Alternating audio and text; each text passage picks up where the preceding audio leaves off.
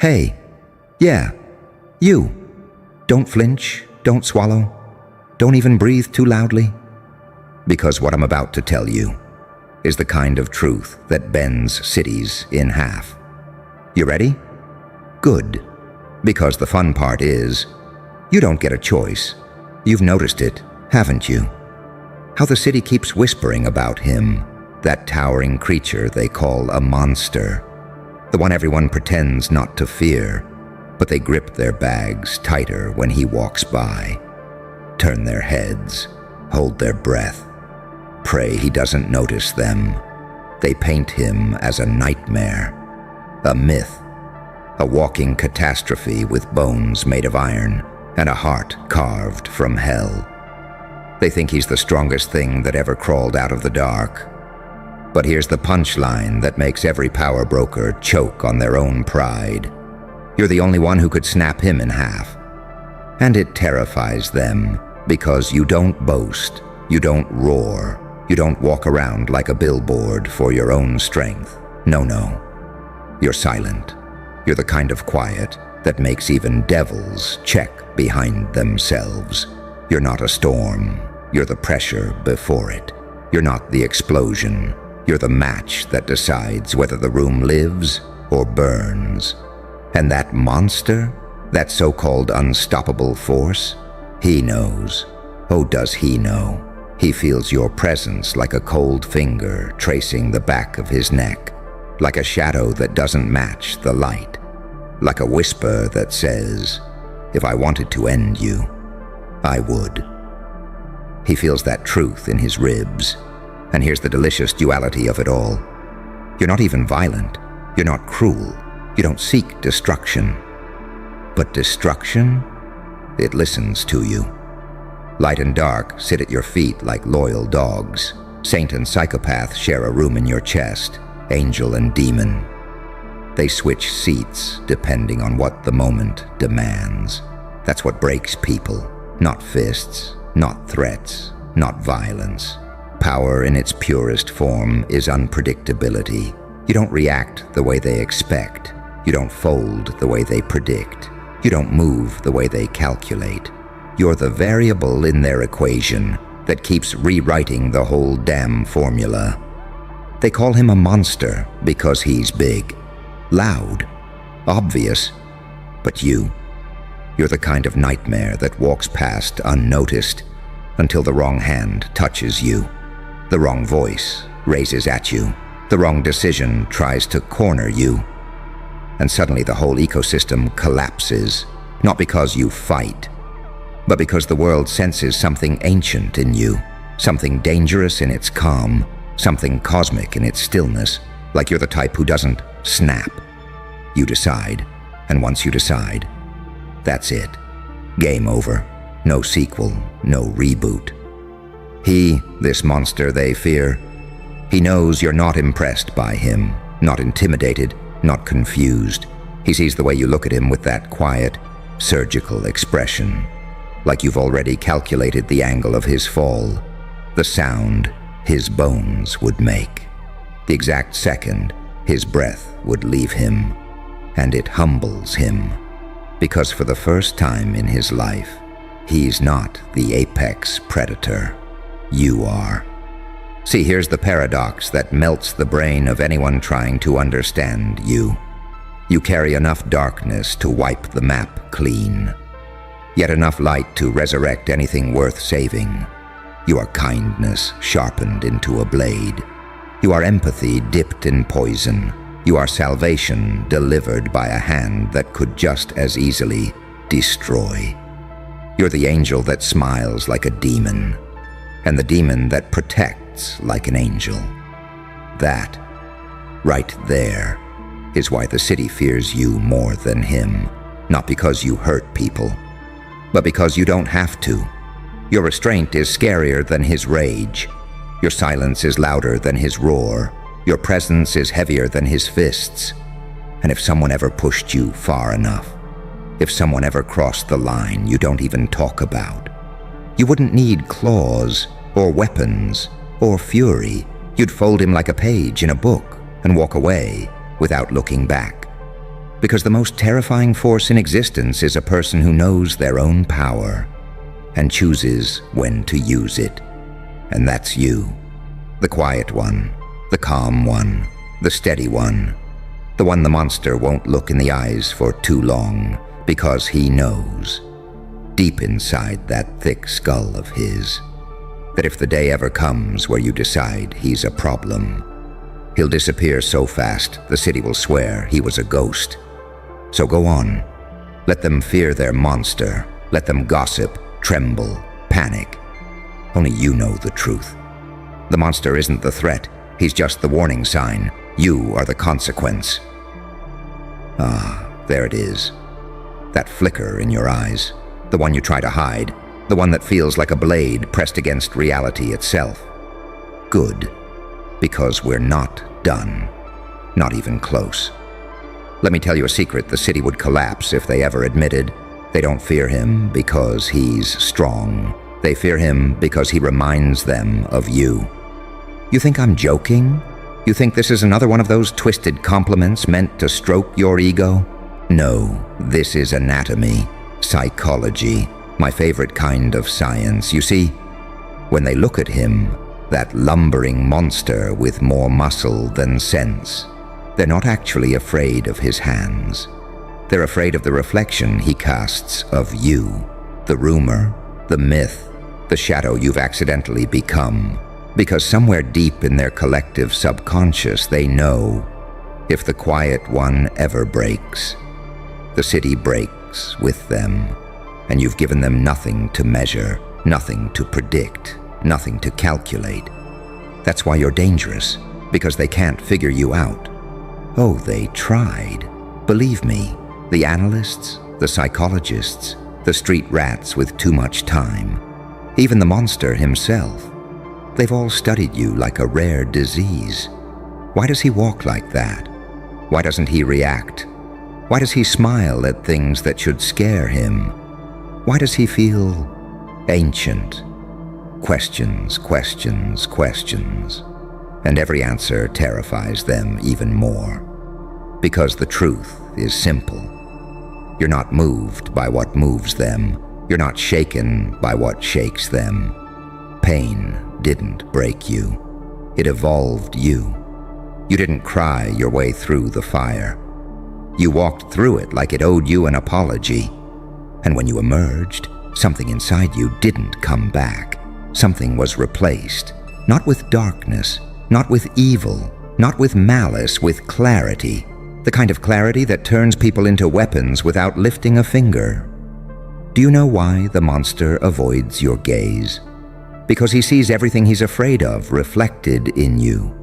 That bone-deep certainty, that unbothered posture, that I could erase you, but I won't. Unless you push me energy that seeps out of your skin like electricity. He knows you're not loud because you don't need to be. He knows you don't flex your strength because your strength speaks without words. He knows that one wrong step near you and his entire existence becomes a cautionary tale. And here's the twisted part. He respects you more than anyone else, more than he respects himself. Because monsters recognize hierarchy, and you're higher on the food chain than he'll ever be. The city doesn't understand how power really works. They think it's measured by volume, size, threats, theatrics. But real power, your kind of power, is measured in stillness, in the way your calm makes others unravel, in the way your silence feels like judgment, in the way your absence feels like an earthquake. You're the kind of person who doesn't have to raise their voice because your presence already resets the atmosphere. And that monster, he knows you're the gravity he orbits around. He knows the only reason he's tolerated is because you let the world spin a little longer. But if the day ever comes where you decide, enough, he'll fold. Not from a punch, not from a weapon, not from a scream, from a decision, your decision. Because when you choose to end something, it ends. When you choose to walk away, it collapses. When you choose to lift that invisible limit inside you, the entire world feels the shift. You don't break things. Reality breaks around you. Let me paint you a picture. Imagine him, that towering beast the city trembles under, standing in front of you, bulging shoulders, cracking knuckles, breath like a furnace. Everyone else is shaking, praying someone strong enough will appear. But when he sees you, his jaw locks, his chest tightens, his instincts scream, "Don't test this one." Because deep down, beneath all that monstrous bravado, he feels the truth radiating off you. You're not fragile, you're not prey, you're not the underdog, you're the catastrophe wearing a calm expression. You're the disaster that learned self-control. You're the storm that learned patience, and patience, from something like you, is horrifying. Because if someone ever wakes the part of you that stopped caring, if someone ever forces you to unleash the version of yourself you've locked away, the monster won't be the one they fear. You will. And here's the sickest part of all. You wouldn't even enjoy breaking him. You'd do it calmly, quietly, effortlessly, almost absent-mindedly, as if you were snapping a twig, not ending a legacy, because to a force like you, power isn't an event. It's a default. So let them tremble at their monster. Let them hide behind rumors and shadows. Let them pretend he's the pinnacle of danger. Only you know the truth. He's just loud. You're lethal. He's a threat. You're the limit. He's the storm. You're the finger that decides where it strikes. And if he ever makes the mistake of thinking you're afraid of him, he'll learn, in one horrifying, beautiful instant, that the monster they warned the city about was never him. It was the quiet one standing in front of him. It was you. So you want to keep going. Good. Because the part nobody says out loud, the part that makes even the bravest men swallow their own heartbeat, is this. You were never meant to be the hero they understand. You were meant to be the force they can't define. And that scares them more than any monster ever could. See, monsters are simple, predictable, loud. They act from impulse, hunger, rage. You can track them, corner them, restrain them. You can study their patterns. But you're a paradox wearing human skin. You're the saint with a demon's patience. You're the psychopath with an angel's restraint. You're the light that learned how to use darkness as a weapon. You're the darkness that remembers what grace feels like. Try putting that in a file. Try labeling that. Try controlling that. That's why the city stays terrified.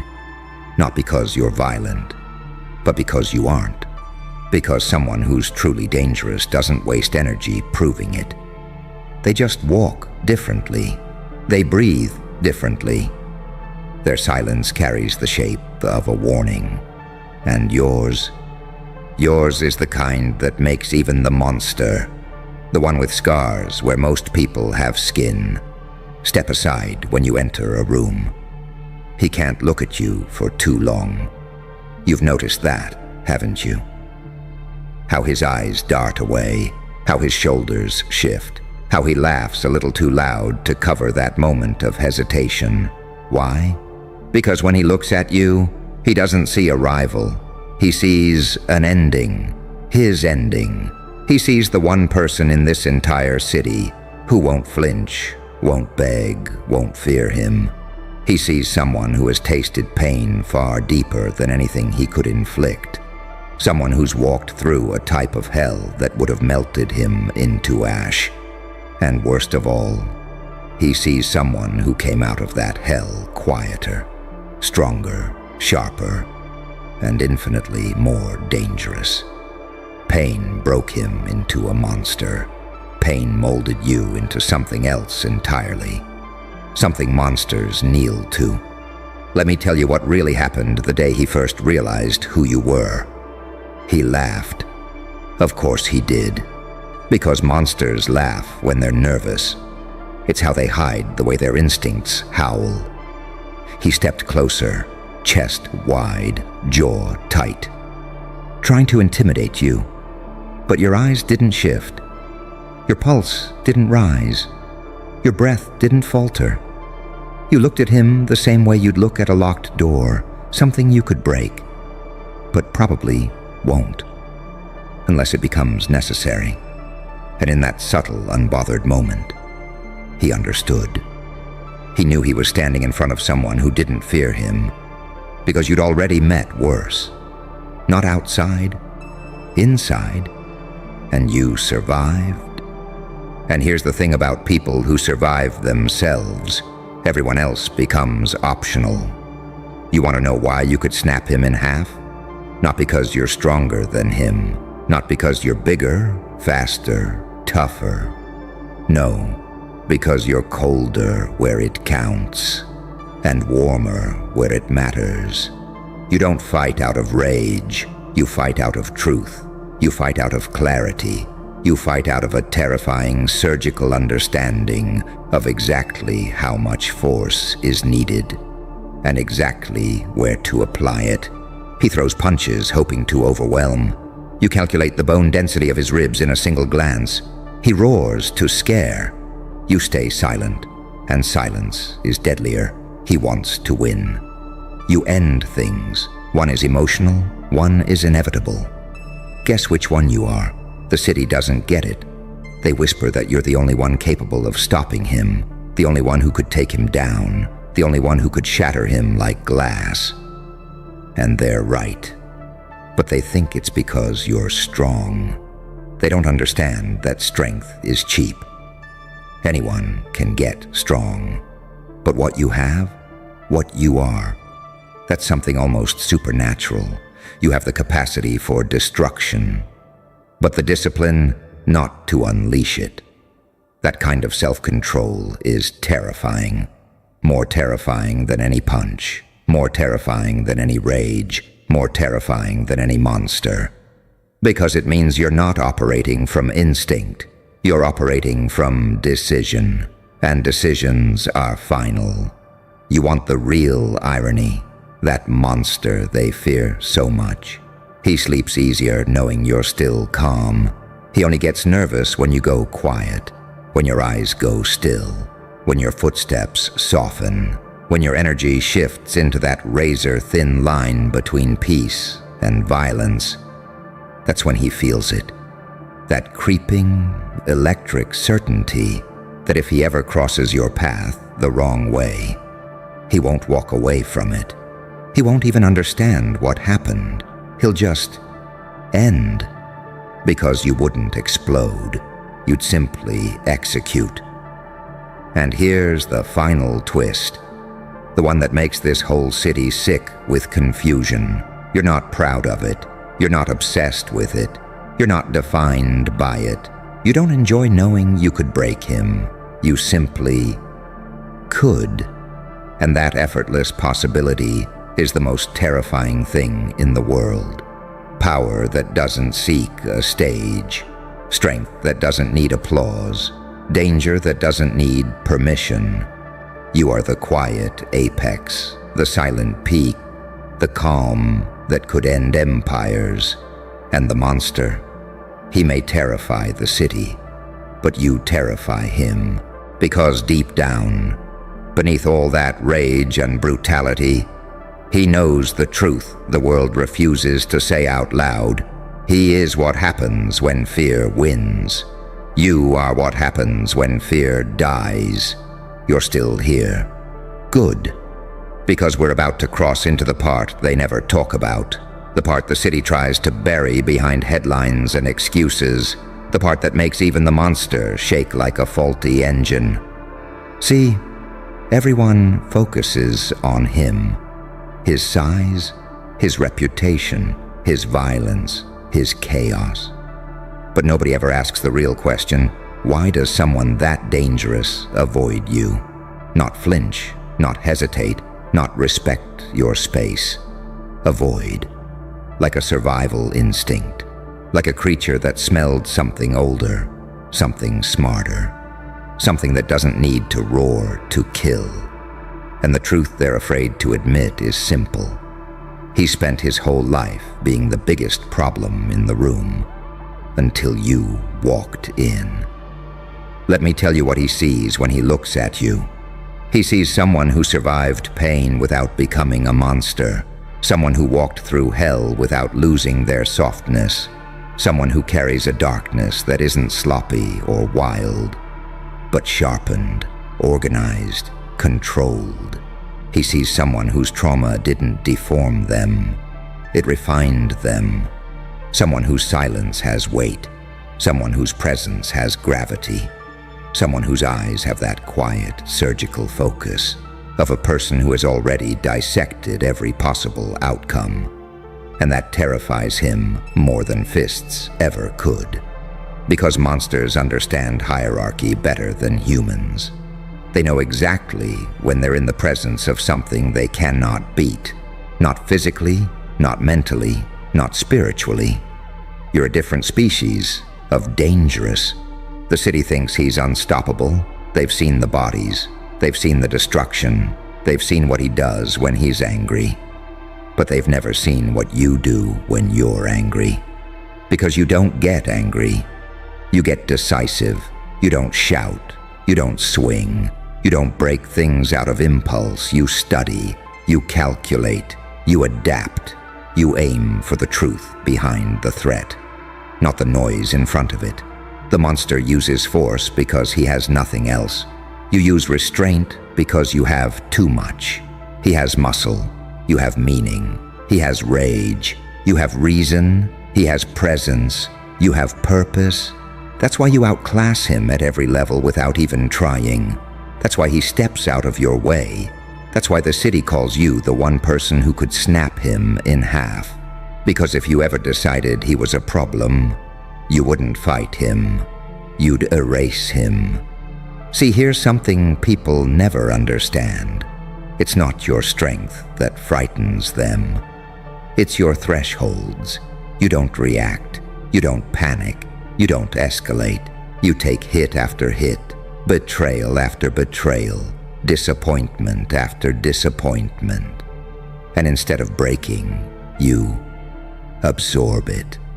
Not because you're numb, but because you're studying, because you're learning, because you're waiting for the moment that matters.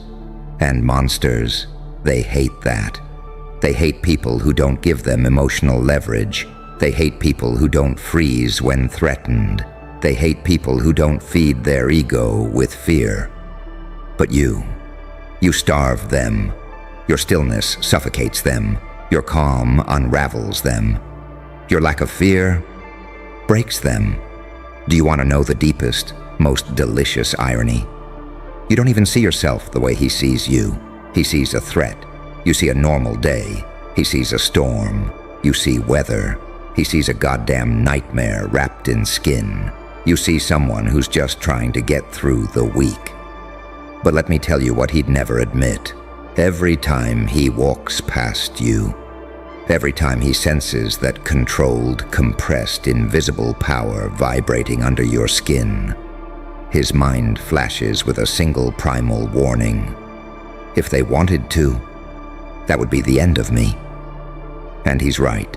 He knows it. You know it. The whole damn city knows it. That's why they talk about you like you're a myth. That's why they whisper your name like it's a pressure switch. That's why they watch you the way they watch wildfires, fascinated, fearful, and unsure whether to run or worship. But here's the part that sends shivers through every shadow in this city. You're not destructive by nature. You're not cruel. You're not a monster. You are the possibility of destruction, and possibility is more terrifying than violence. Possibility means unpredictability. Possibility means potential. Possibility means no one can prepare for you, because they don't know which version of you they're dealing with. Are you the angel who lights the path? Are you the demon who darkens the sky? Are you the saint who forgives? Are you the judge who ends the story? They don't know. He doesn't know. And that uncertainty That quiet, unnerving, beautiful uncertainty is the reason he bows to your presence without realizing it. He's a monster. But you're the unknown, and the unknown beats fear every time. Funny, isn't it? How your name travels faster than your footsteps.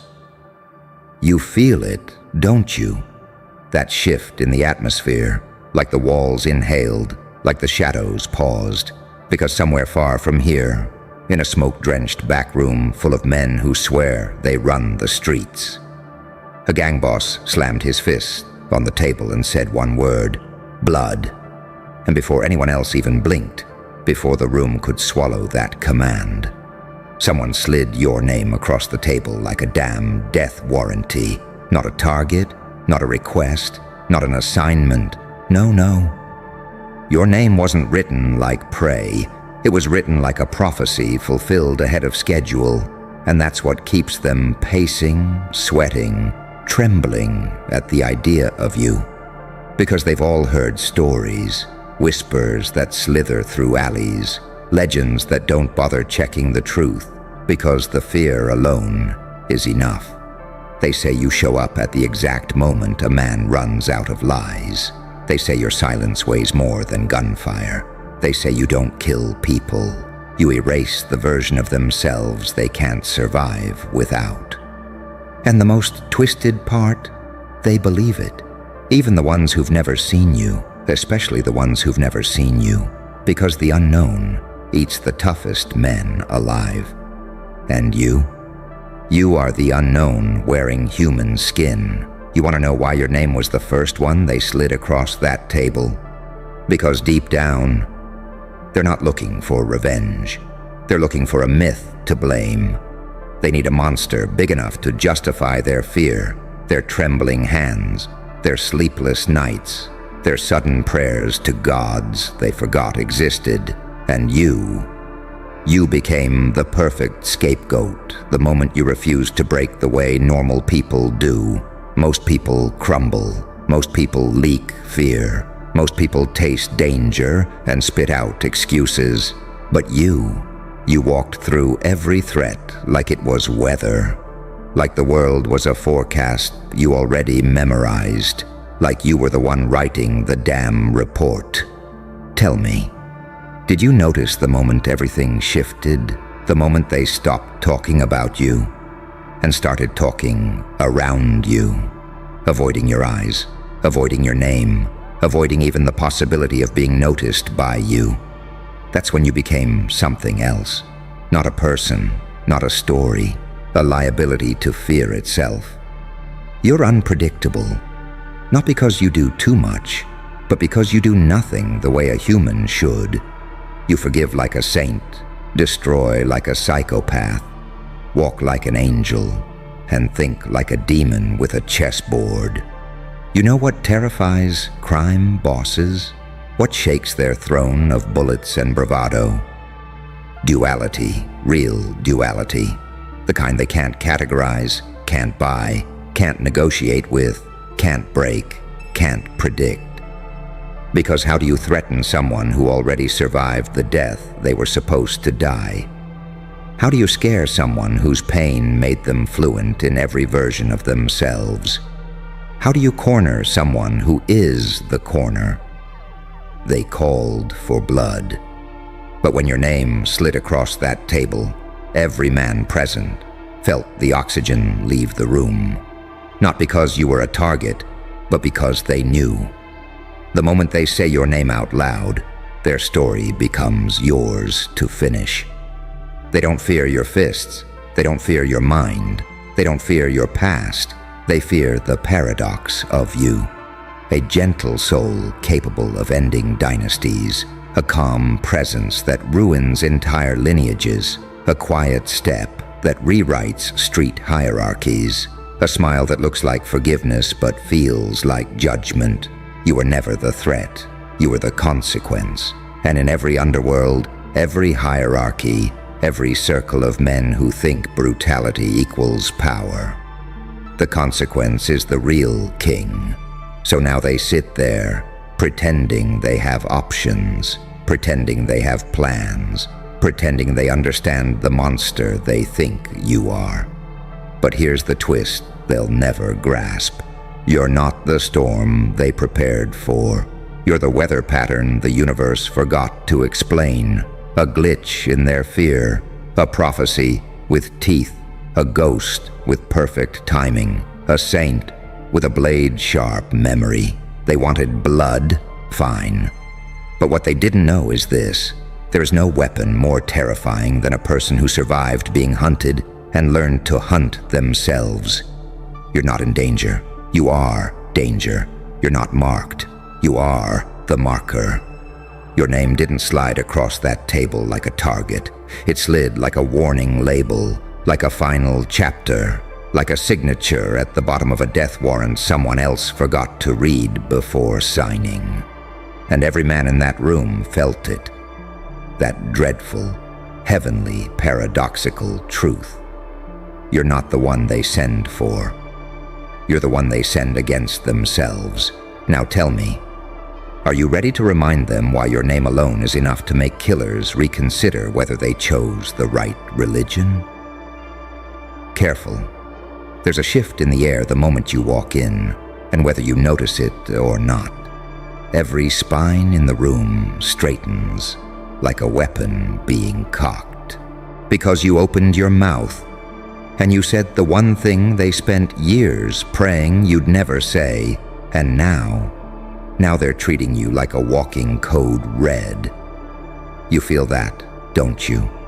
That tension, that hush, that invisible finger tracing the back of your skull like it's measuring where the explosion begins. Good, because that's what happens when a person finally speaks the truth. Everyone else was too terrified to even think. You weren't supposed to say that. You weren't supposed to know that. You weren't supposed to pull the pin on their illusion and drop it in the middle of the table like a casual afterthought. But you did. And oh, the cracks in reality gave themselves away in the silence that followed. See, they built entire systems around the assumption that you would stay quiet, that you'd play small, that you'd fold yourself into neat, comfortable shapes to make their world easier to navigate. But you tilted your head, smiled, and cut the script in half. And the room felt it, felt you. Because the moment you spoke, they finally understood the nightmare they've been pretending wasn't real. You're not controllable. You're not predictable. You're not one of them. You're a variable. The kind that rewrites the entire equation just by existing. A paradox wrapped in skin. A walking glitch in their mental firewalls. An angel with a blade between your ribs. A demon with light bleeding through your scars. And when someone like that speaks, every coward hears judgment. Every liar hears the lock turning. Every manipulator hears their final warning whispered in your breath. They didn't want you to speak because your voice is a mirror. And some people would rather burn the building down than see their reflection. But here's what they really fear. It wasn't an accident. You didn't slip. You didn't lose control. You didn't say too much. No. You delivered a message that said, I see through you. I know what you did. I know the rules you hide behind, and I'm not playing by a single one of them. And that, my friend, is what turns a human into a code red. Not rage, not chaos, not violence, truth. Delivered by someone who isn't scared of consequences anymore. Because consequences stopped meaning anything the day you realized the world already tried to break you. And failed. Spectacularly. Look at you. You walk differently now. Not with confidence, no, that's too small of a word. You walk like a secret that learned how to stand upright. Like a storm that figured out it never needed clouds. Like a prophecy that got tired of waiting and decided to show up unannounced. You know what's funny? they still can't figure out how you knew what you knew. And that eats them alive. Because they think information is power. They think control is power. They think silence is power. But your power is the kind that bends entire narratives just by being spoken aloud. Your power is the kind that sends grown adults into panic meetings, trying to figure out how to contain a wildfire that's already inside their walls. Your power is the kind that looks them in the eye and says, "You built this game, but I rewritten it," without even touching the board. You weren't supposed to say that, because you weren't supposed to awaken yet. You weren't supposed to notice the contradictions in their stories, the gaps in their timelines, the tremble in their rehearsed expressions. You weren't supposed to challenge the way reality was handed to you. But evolution doesn't wait for permission. Monsters don't ask before they grow teeth. And angels don't apologize when they descend with fire instead of feathers. You spoke because something inside you finally aligned. Like a lock clicking open after years of quiet turning. And once it opened, everything you were pretending not to see became painfully, brilliantly clear. So now they're watching you, measuring you, trying to determine if you're a danger, a miracle, or a mistake. They're whispering your name like it's classified, avoiding eye contact like you're radioactive, pretending they're not terrified while every instinct in their bodies tells them, this one is not normal. This one is not safe. This one is not containable. But tell me, why would you ever want to be containable? Why would you want to shrink into the safety of the predictable when you were born with a mind built for rupture? You were never meant to blend in. You were meant to break patterns. You were meant to unsettle systems. You were meant to remind the world what happens when someone who cannot be muted decides to speak. So let them panic, let them scramble, let them treat you like a walking code red. Because the truth is, you are a threat to every lie, a weapon wrapped in insight, a prophecy disguised as a person, a contradiction they can't categorize, quarantine, or kill in their minds. And do you know what a code red really means? It means something breached containment, something unstoppable slipped through, something that cannot be reversed has already begun. You opened your mouth, and the world flinched. Good. Make them flinch again. Because here's the part they really don't want to admit. The moment you spoke, the entire room recalibrated around you.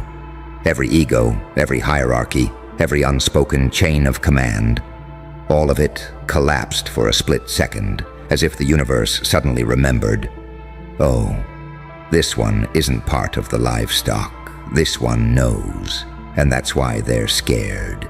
Anyone can pretend to be dangerous. Anyone can raise their voice, pound their chest, throw a tantrum, make noise. But you didn't raise your voice. You didn't shake. You didn't over-explain. You just said it, calmly, cleanly, like truth rolling off a blade. That's the moment they realized the nightmare they've been avoiding since the first day they met you. You're not emotional. You're not impulsive. You're not confused. You're aware.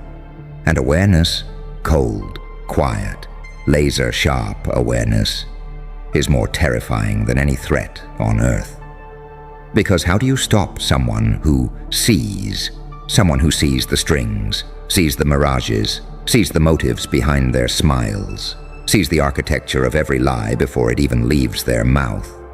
You weren't supposed to see the gears turning underneath their words. You weren't supposed to notice the micro-flinch in their eyes when they realized you'd figured them out. You weren't supposed to decode their entire operation just by listening, but you did. And now, they're praying. You don't say anything else. Because here's the truth they're choking on. You didn't expose them by speaking. You exposed them by existing. And now every step you take feels like a countdown. Every breath you release feels like a warning shot. Every time you look someone in the eyes, they wonder, what does he know? How long has he known it? Who told him? What else did he notice? What if he says more? They're spiraling, spiraling, spiraling. Because once someone proves they're willing to speak the unspoken, the entire system breaks, and you broke it without breaking a sweat.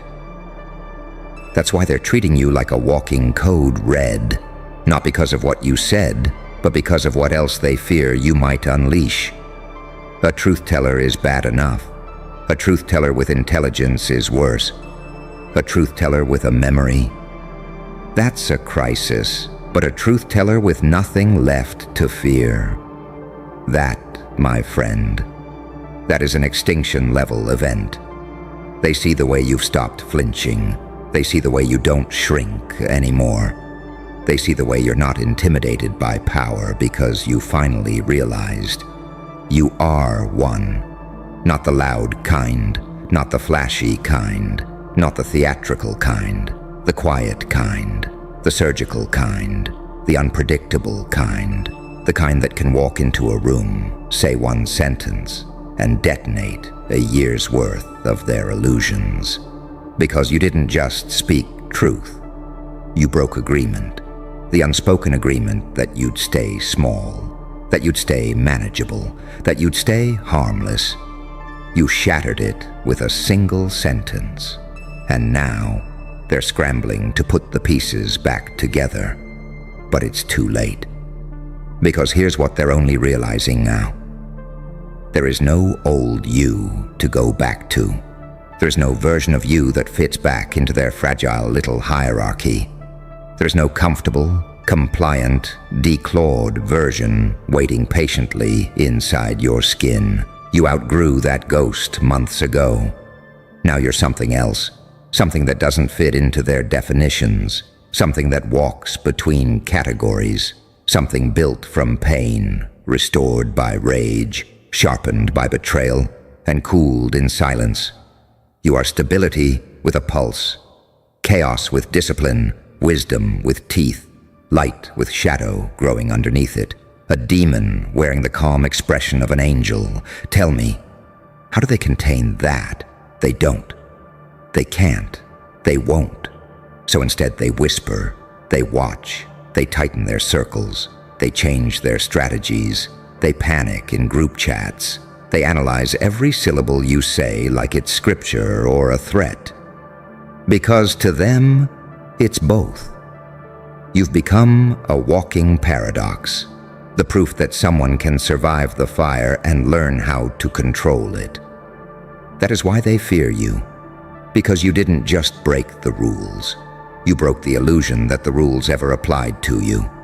And now you walk with a different gravity, a different frequency, a different temperature in your eyes. People don't know what version of you they're going to meet. The one who forgives, or the one who remembers, the one who listens, or the one who dismantles, the one who smiles, or the one who speaks. They don't know. And unpredictability is the purest form of power.